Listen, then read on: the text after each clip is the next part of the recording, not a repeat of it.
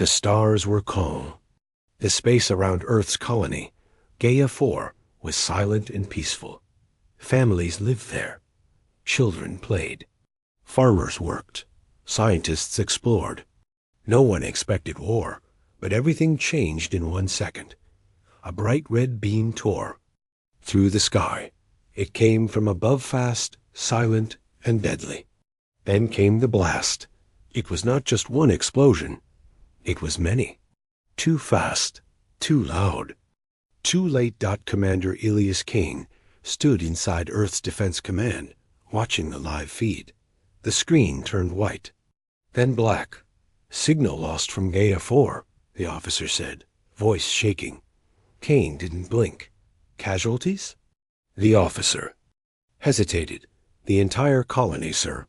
Over 9 million gone. A cold silence filled the room. Someone had attacked Earth's people, and they hadn't warned. They hadn't sent a message.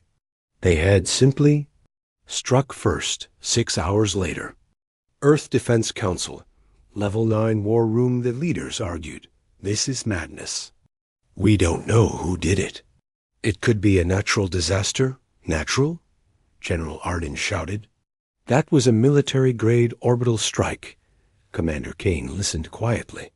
His hands were shaking, not with fear, but with rage. In his hand was a small recording from Gaia 4, retrieved from the last drone. It showed a little girl, around 5 years old. She was holding a toy and smiling. Behind her, fire filled the sky. The video ended with a scream. Kane stood. Council, he said firmly. You are debating while our people are ash in space. Gaia 4 didn't fall by accident. We were attacked. President Voss looked at him. By who? Kane turned to the screen. A satellite image zoomed in on something near Gaia 4 shards of black, triangular metal floating in space. Zorethian. Weapons. No one else uses plasma-tipped hulls like that. This was them. The council went silent. They'll say it was a mistake, Voss said slowly. Kane stepped forward. It wasn't. They wanted us scared. They wanted us weak. And what do? You suggest? Someone asked. Kane's eyes burned. I suggest we remind the galaxy who we are. Secret location. The asteroid Belte massive steel door opened inside an old asteroid mine. Dust fell as lights came to life red lights. Project. Blackfire was active. The fleet inside had no flags. No colors. Just cold black steel and red. Glowing cores. It was Earth's hidden answer. Ships built in secret. Weapons tested in silence. Crews trained in shadows. Only one man could unlock them, Commander Kane dot, as he stepped aboard the lead ship. Vengeance One, the AI voice greeted. Him. Welcome back, Commander. Retaliation protocol standing by. Begin ignition, Kane said. Set destination. Zorethian space. We're going to end this. Meanwhile, Zorethian High Commanding, a bright crystal tower, the alien generals celebrated. Their plan worked. Earth was quiet. Scared. They won't respond, General Croft hissed. Humans are soft. They care too much. A young Zorethian officer looked nervous. But what if they don't stay quiet? The others laughed. They are weak, Croft said. They will beg before they fight. Back on Earth, final scene Captain Myra Torres stood on the training field. Her hands were shaking. She had just seen the list of the dead. Her brother. Her mother, gone. She looked up at the sky. You attacked the wrong planet, she whispered. Behind her, ships began launching from underground silos. The sky above Earth turned red. Final narration for strong suspense and video ending. They thought they broke us. They thought we would cry. But humanity doesn't kneel. When they struck first, they wrote their own ending. And now, we write the next chapter with fire. Asterisk, a deep rumble echoed through the asteroid belt. Hidden in the shadows of space, Something ancient and terrible came alive. Engines roared quietly. One by one, the forgotten ships of Project Blackfire lit up. Red lights blinked like eyes opening from a long sleep. The galaxy had no idea what was coming, and Earth was no longer silent. Main story. Commander Elias Kane stood on the bridge of the lead ship, Vengeance 1. Around him, 37 other warships waited for his command. These weren't ordinary ships. They were built for one purpose: revenge. Kane looked out the window. They wanted to test us, he said. Now they'll see our answer. Behind him, Captain Mira Torres entered the bridge. She wore black armor, scarred and heavy. They killed my family, she said softly. Permission to lead the first wave. Kane nodded. You're not alone. Mira walked to the weapons console and whispered, let's show them what Earth's. Silence was hiding. Location. Zorathian Border Region 3 Zorathian scout ships floated near a neutral moon. Bored. Lazy. Nothing on radar, said one alien soldier. But seconds later everything changed.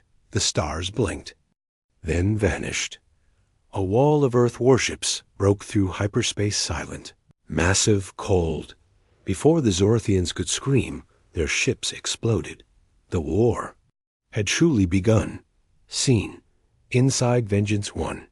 First contact successful, Mira reported. All targets eliminated. Kane gave the order. Now we hit their outer colony Taros 7. Hit it hard. Hit it clean. No civilians. No mistakes. The fleet jumped again. Blackfire was built with stealth tech. The ships didn't roar. They hunted. They were ghosts with teeth. Location. Taros 7. Zorathian Colony Taros 7 was a military hub. Over 10,000 Zorathian soldiers lived there. They never expected humans to arrive so quickly. The ground shook. Red fire lit the sky. Human dropships landed with sharp wings and metal claws. Troops poured out.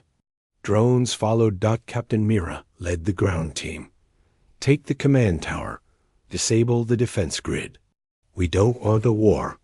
We want a lesson. She moved like a shadow. Her team elite soldiers, known as the Silence Corps, had trained for this moment. Within 9 minutes, Taros 7 was under human control. Seen. Message sent to the galaxy after the mission. Kane sent one signal. It wasn't a threat. It wasn't a demand.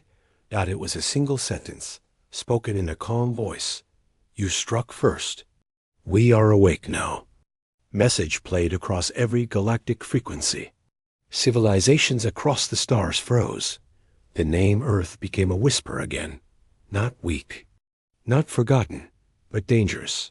Zorathian High Command. Panic in their crystal war chamber. General Croft slammed his fists on the table. They've attacked Taros 7? Impossible. An officer replied, they destroyed all forces. No casualties on their side. Another voice said, their ships ... moved like shadows. Our scanners failed. Croft hissed, we underestimated them. Again, one young officer whispered, what if they've been preparing for this for years? No one answered because deep down they all feared it was. True. Back on Vengeance 1. Closing scene. Captain Mira stood in front of a wall of names. Gaia 4's victims. Every name carved into steel. She touched her brother's name. I hope you're watching. Little brother, she whispered. We're making them remember. Behind her, Kane prepared the next target. He didn't want glory. He didn't want revenge. He wanted one thing. Justice. And for Earth's enemies. It had only just begun. Final narration. For audience engagement. They thought Earth was soft. They thought our silence meant fear. But our silence was preparation. Now the storm has arrived, and nothing can stop what comes next. Hook. Opening scene. Zorith. Prime sky was clear. Children played under tall crystal towers. Leaders gave speeches. Everything seemed peaceful. Then the stars vanished. One by one, lights in the sky blinked out covered by dark shapes. Huge, silent, black warships filled the upper atmosphere. No warning. No sound. And then Earth's fury began. Main story begins. From orbit. Vengeance 1 hovered silently over Zorith Prime. Its weapon bays opened slowly. Commander Kane stood still, eyes cold. "This isn't for power," he said. "This is for Gaia 4. Captain Mira nodded beside him. Target locked. Minimal civilian zones. Military zones only.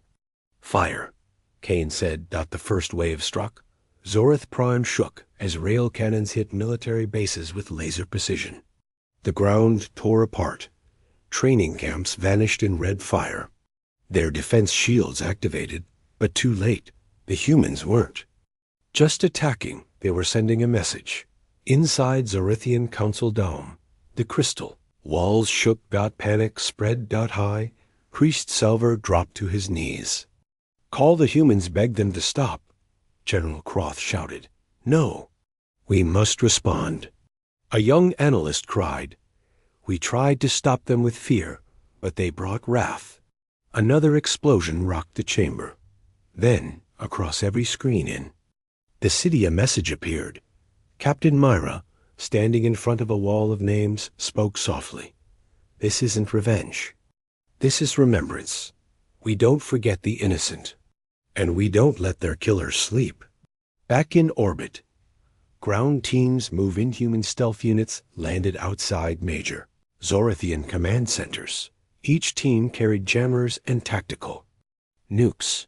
But no one was sent to kill civilians. Earth wanted justice, not chaos. A Zorithian commander shouted to his guards, "Protect the civilians." But it was too late. The human teams bypassed all security. They moved like shadows, silent and exact.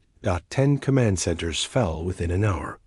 Zorith Prime's military network collapsed. Zorithian counterattack fails desperate. Zorith Prime activated its last weapon, a planet-wide defense grid built to stop asteroid collisions. But humanity had already planned for this.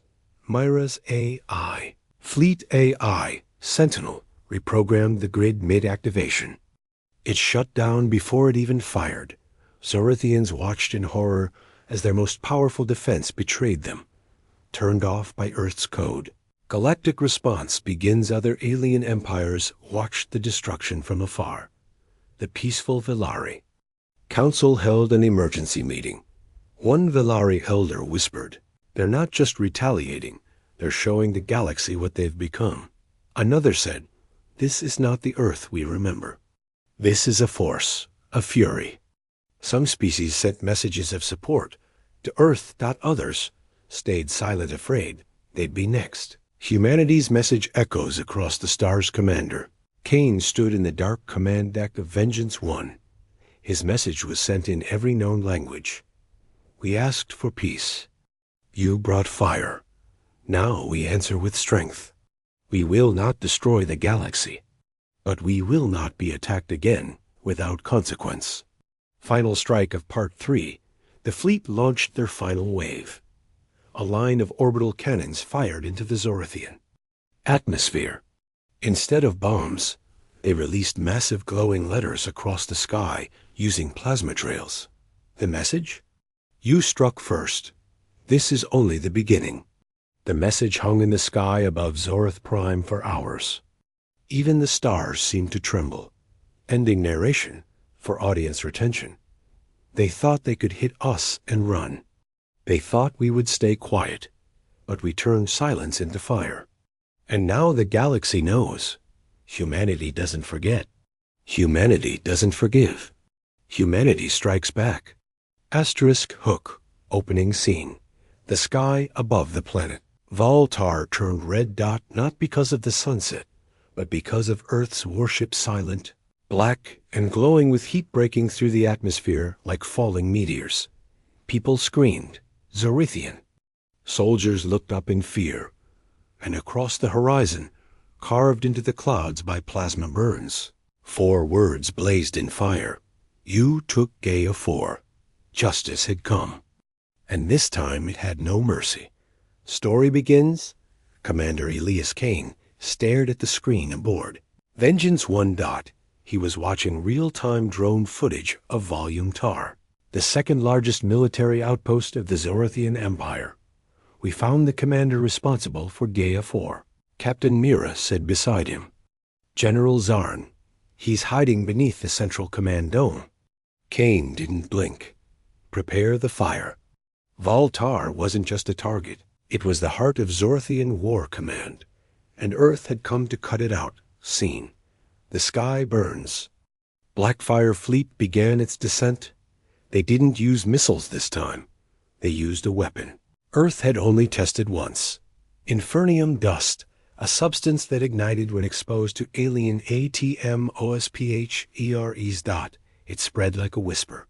Lit like a scream. A cross. Voltar, the dust rained gently. Unnoticed until the wind turned orange. Then it burned. Buildings didn't explode. They melted. Walls didn't fall. They turned to glowing ash. Soldiers didn't fight. They ran. Earth had created fire that only harmed machines and weapons, leaving innocent civilians untouched. Justice, not cruelty. Scene. Inside Zorathian bunker, General Zarn watched as his warbase collapsed above him. This isn't war, he whispered. It's surgical destruction. His officer cried out. They're burning only the weapons, sir. How is that possible? Because they studied us, Zarn growled. They didn't strike in anger. They planned it for years. Then the roof shook. A loud sound echoed overhead. Boom. The bunker hatch opened. A single human dropped through, wearing armor with glowing red lines. She removed her helmet. Captain Mira. Zarn gasped. You? She raised her rifle. For Gaia 4. One shot, justice delivered. Scene. Across the galaxy on a neutral station near the galactic core, dozens of species watched. The footage leaked. Live and impossible to stop. They saw. Volume Tar reduced to rubble. Only military targets destroyed. Earth's fleet vanishing before any response could be sent. The galaxy was stunned. Humanity hadn't gone mad. They had become precise, strategic. Calculated. One Vilari diplomat whispered. They're not seeking power. They're sending a law. Another replied. And that law is? Never strike Earth first. Scene. Earth broadcast to the stars. Commander Kane stood in front of a dark flag with only one word on it. Remember, he spoke. Voice calm, without emotion. Justice isn't revenge. It's balance. We gave peace. You gave us fire. Now we burn only what deserves to be burned. This is not conquest. This is correction. The message spread across every frequency. And every empire listened. Meanwhile, Zorathian Empire and Kausarithian citizens began to protest. Why did we strike first? They asked. Why did we wake the humans? The Zorathian leaders panicked. Many tried to resign. Others tried to hide, but none could explain the simple truth. They had thought Earth was weak. And now Earth was a fire they couldn't put out. Back on Vengeance 1, closing scene. Mira sat in silence. Helmet off. Hands shaking. She had taken the shot. She had ended General Zarn, but it didn't bring her brother back. Kane stood beside her. You did what was needed. She nodded. Then let's finish it. No more blood. Just message. Kane turned toward the stars. Good, because the message has only just begun. Final narration for suspenseful ending. Earth didn't rise in anger. Earth rose in clarity. They struck first. Now the galaxy watches. As justice spreads, one system at a time. And the fire doesn't stop. Here. Hook, opening scene. The great temple of Zorth stood tall on the sacred moon Envelen. For 3,000 years, It had never been touched by war. Priests in glowing robes prayed to the gods of fire and stars. They lit the sacred crystal, asking for protection from the human wave. Outside the temple walls, civilians whispered, "The gods will save us. The gods will stop Earth." But above the moon, the stars disappeared again, not from clouds, but from ships. Human ships, silent, unstoppable, and even the gods did not speak that night. Story begins. Commander Elias. Kane stared at the sacred moon on his screen. He had a choice to make. Captain Myra entered the bridge. They're hiding military command inside their temple, using holy ground as a shield. Kane's eyes were cold. "Do we have visual confirmation?" Myra nodded. "Our drones saw Zorithian generals hiding behind the priests. They think we won't attack." He took a deep breath. "We won't destroy faith, but we will destroy lies." Scene. Humanity's new weapon inside Vengeance 1, Earth's.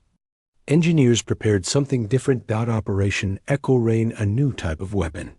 It was not designed to kill, it was designed to reveal. Thousands of light drones were dropped silently from orbit. They didn't explode. They hovered. They created a massive 3D hologram above the temple, playing footage of Gaia 4's last moments. The screams, the fire, the children. It played for the entire moon to see. Then came Mara's voice across every speaker. "Your leaders hide behind your faith. But your gods didn't burn Gaia 4. They did." Scene. Inside the temple, priests and worshippers watched the sky in horror. They saw the truth. The generals hiding inside their holy temple were exposed. One old priest fell to his knees. "What have we done?" Civilians started pushing open temple doors, forcing soldiers out. "No more lies," they cried. "No more hiding behind gods." The Zorithian people had seen enough. They no longer feared Earth. They feared their own leaders. Scene. Kane's broadcast king appeared again on every device. No threats. No yelling. Just a calm voice. "Humanity has no war with your faith. But we do have war with those who used it to kill. We do not burn temples, but we will not let murderers wear holy robes." He paused. "Your gods are watching. So are we." Scene. Peaceful strike instead of a full attack. Kane ordered a precise move. Human strike pods landed outside the temple, not to destroy it, but to extract the generals. Special units moved quickly, silently. No civilians were harmed. The war. Criminals were captured without firing a single shot. The Zorithian people watched and wept. Not from fear, but from realization. Earth wasn't just powerful. Earth was controlled. And justice once again had come with fireless hands. Scene. Galactic reactions across the stars. Empires shook. The Velari Council whispered. They attacked a holy moon without destroying it. Who does that? The Trinari Swarm said. We sent fleets to burn planets. They send drones to expose truth. And the peaceful Kalan Federation sent a message to Earth. We are watching. And we are humbled. Closing scene. Back on Vengeance 1, Captain Mira walked alone into the observation deck. She stared at the moon below. Its lights were quiet now. The temple still stood, but the lies inside it were gone. Commander Kane joined her. They won't use gods as shields again, she said. No, Kane replied, because now even their gods fear justice. Final narration for audience retention. They tried to hide behind holy walls. But Earth didn't come to destroy faith. Earth came to destroy corruption. And the stars remember that not even gods can save the guilty. Asterisk, hook, opening scene. A white flag rose above the last Zorithian capital. It fluttered weakly in the wind, visible even from orbit. All across their empire, Zorithians dropped their weapons. war generals, knelt in public. The High Council broadcast a simple message across the galaxy. We surrender. Earth, please stop. But Earth didn't reply. The stars stayed silent, and that silence was louder than any weapon. Because this time, surrender was not enough. Story begins. Aboard Vengeance 1, Commander Elias Kane stood in front of a large screen showing the Zorathian surrender message on loop. Captain Mira entered, holding a data pad. They're asking for peace talks, she said. They've surrendered every fleet. They've grounded every drone. They're begging. Kane said nothing. She looked at him. You're not going to answer them? He finally turned. They begged for mercy after they burned our colony. Myra lowered her voice. So what do we do now? Kane stared at the stars. Now, we teach them what consequences feel like. Scene. Zorathian plea broadcast. The Zorathian speaker of peace, a thin, shaking elder spoke, "Live to the galaxy." Voice trembled. We were wrong. We feared Earth, so we struck first. But now we fear something else.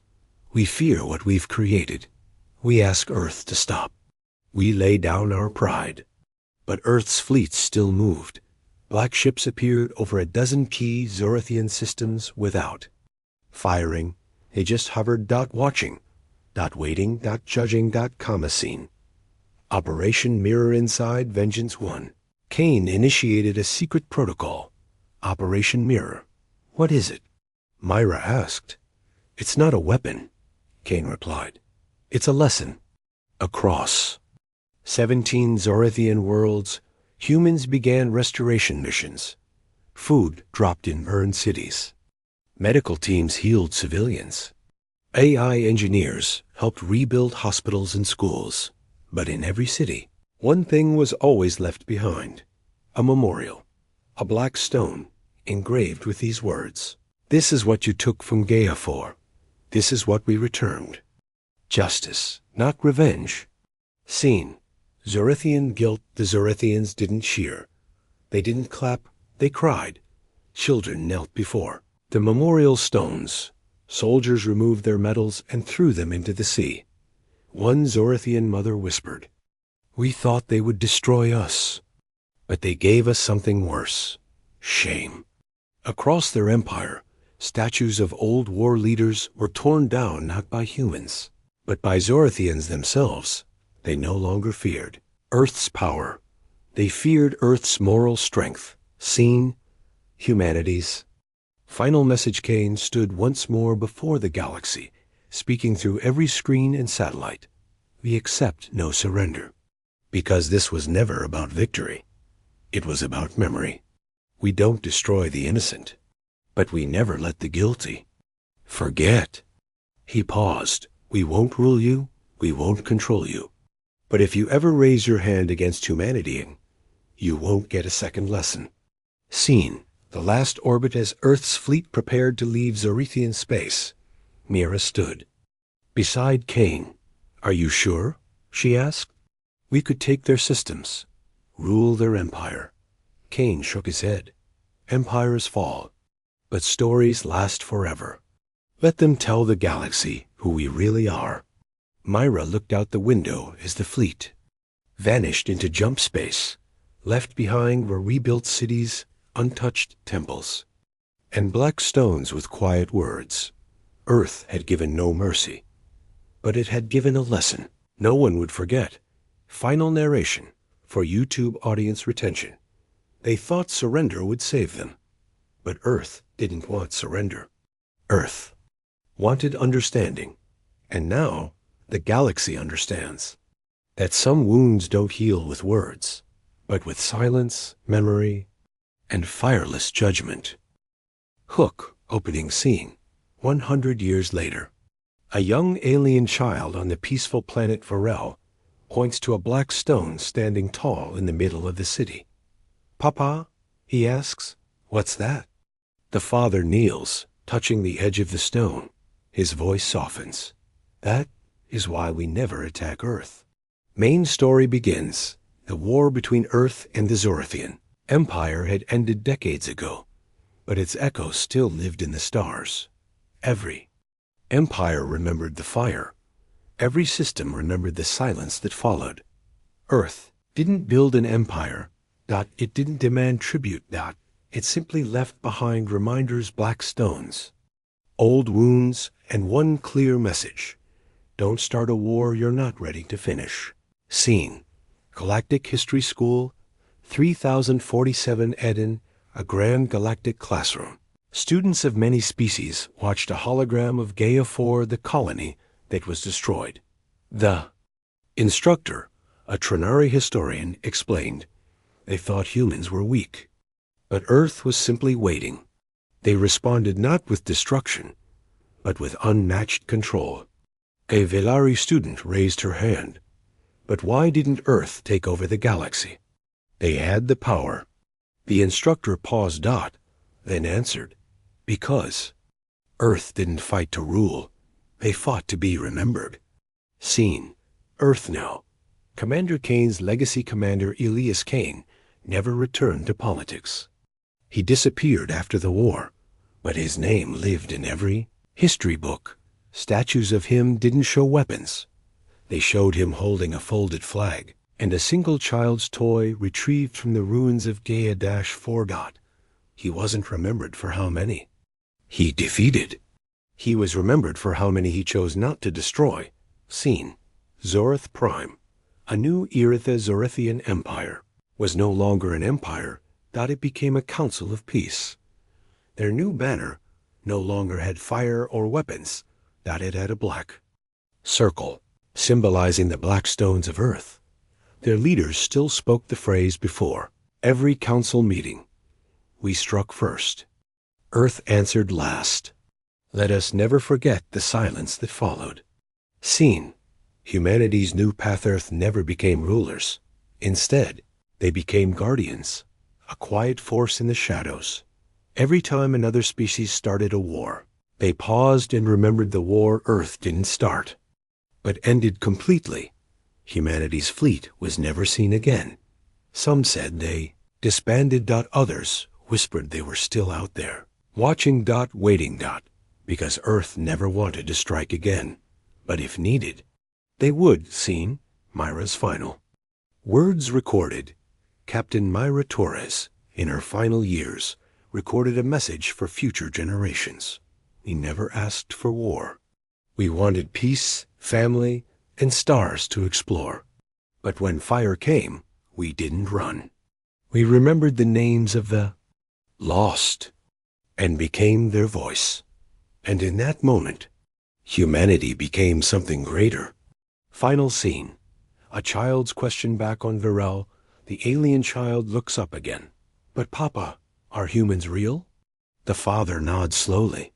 They're real, and we're here because they showed mercy.